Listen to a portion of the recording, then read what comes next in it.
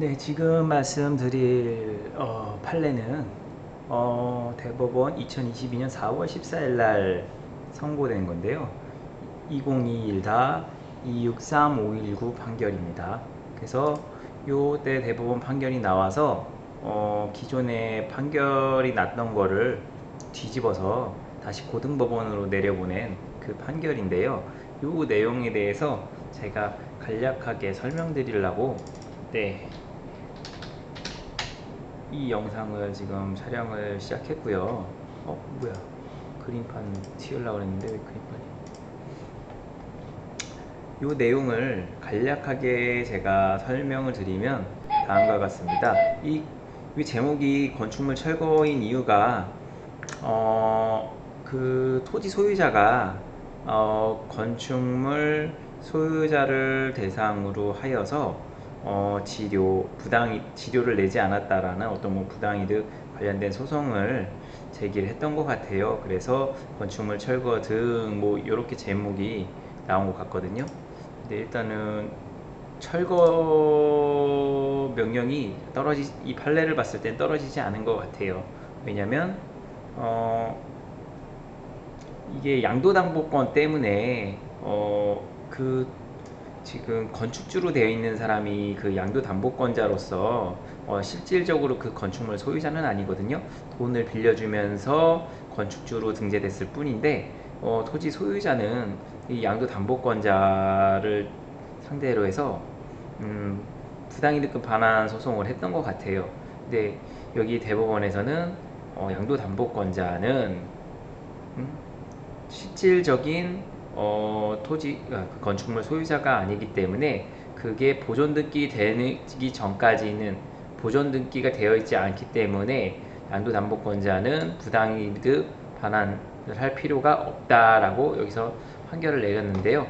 제가 이 판례에 대해서 이 내용이 좀 어렵게 느껴질 수 있으니까 제가 똥손으로 그래도 그림으로 한번 좀 표현을 해드릴게요. 여기에 토지 소유자가 나옵니다. 토지 소유자를 C라고 할게요.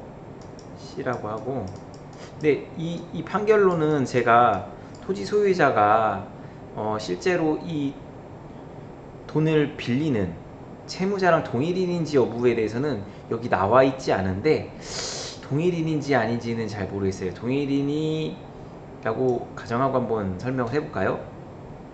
그래야 뭔가 법전지상권 여지가 이해가 좀 되긴 되는데, 그러면 동일인이라고 제가 가정을 할게요. 제가 여기 토지 소유자와 이 건축을 하려는 사람이 동일인이다 아니다를 알 수가 없습니다. 근데 이제 동일인이라고 생각하고 말씀을 드려보겠습니다. 이 C라는 사람이 본인 땅 위에 건물을 지으려고 해요.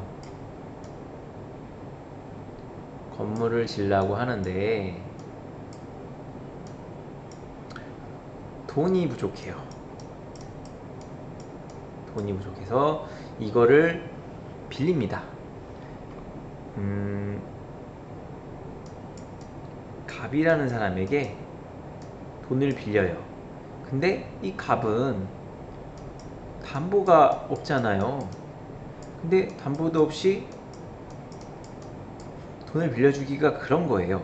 그래서 그러면 이 C가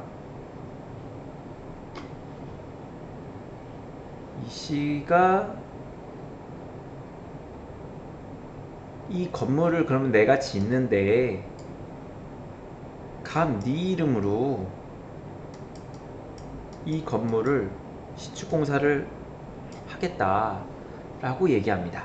즉, 이 건물이 다 지어지면 보존등기가 이 갑에게 되겠죠. 갑 네 이름으로 이 건물을 질 테니 이걸 짓는데 돈을 빌려줘라. 돈을 빌려줘라. 그래서 OK가 떨어진 거죠. 그래서 이 건물을 집니다. 네, 싹 졌어요. 뭐 몇 층짜리 졌는지 모르겠지만 졌습니다. 그래서 이 상태에서 이거를 이제 약간 가등기 담보와 약간 유사하다 해가지고 이 사람은 이제 이걸 나중에 추후에 C가 뭐 매각을 하든 뭘 해서 그 수익금으로 갑한테 갚으면 끝나요. 근데 그 못 갚게 되면 벌어지는 상황이잖아요. 그래서 아직 이게 건축이 다 되진 않았으니까 등기는 안 된 상태인데 이 갑은 이 건물 짓는 비용을 댔어요. 자기 건축주니까 그걸 담보로 해서 댔어요. 그래서 이 갑은 이제 자기 채권을 이제 돌려받고 싶어 해요. 근데 지금 현재 지위로는 양도담보권자죠.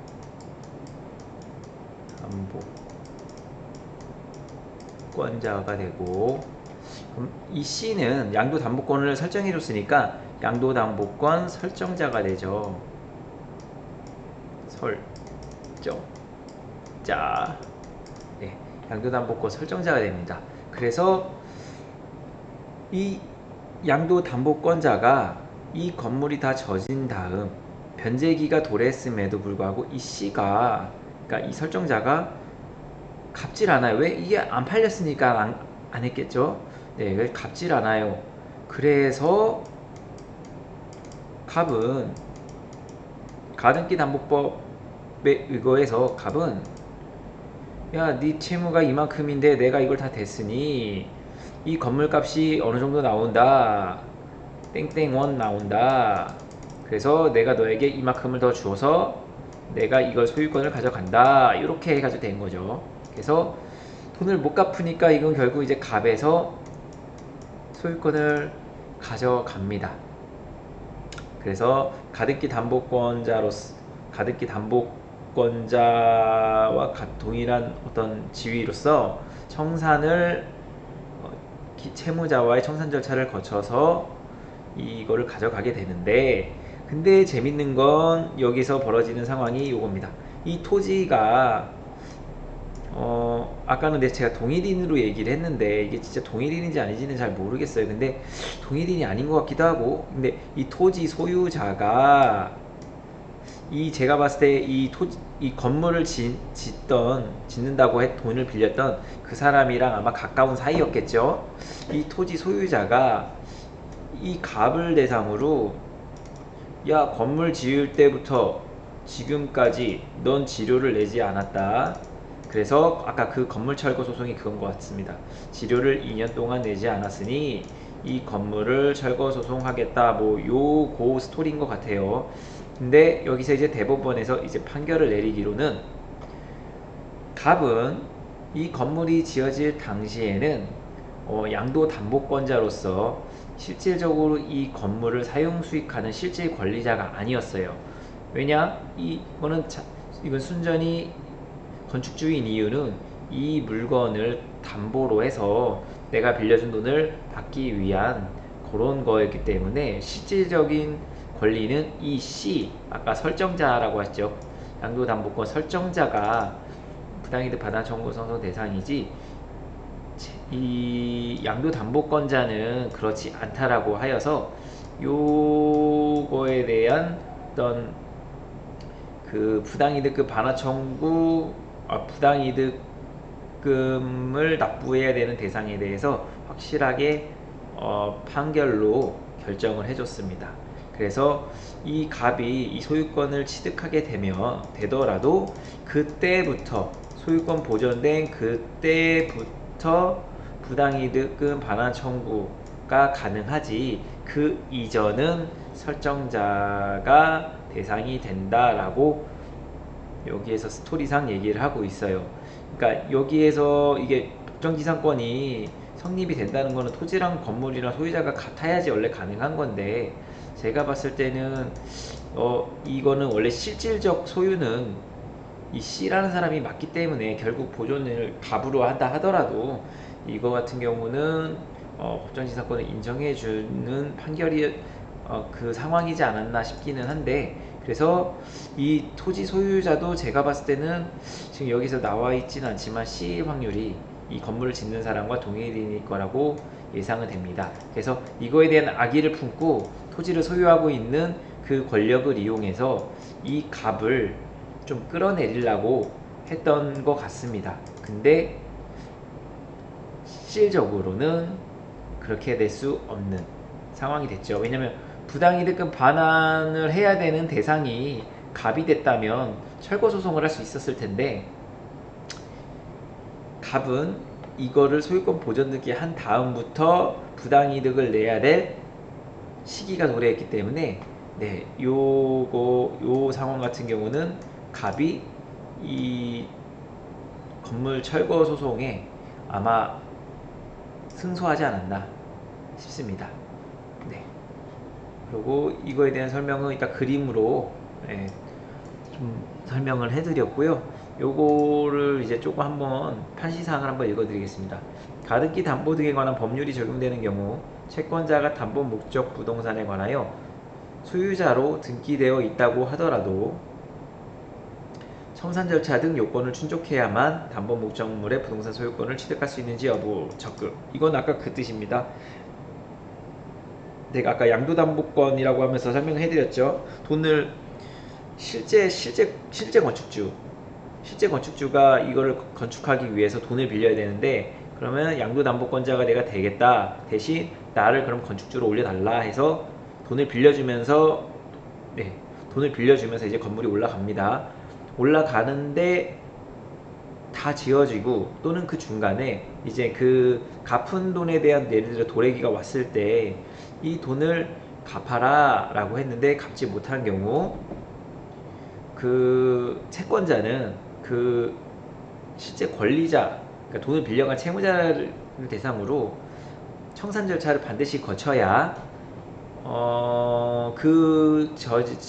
지어진 건축물을 소유권 이전 등기 할 수 있다, 소유권을 취득할 수 있다라는 얘기를 여기서 해주는 거고요.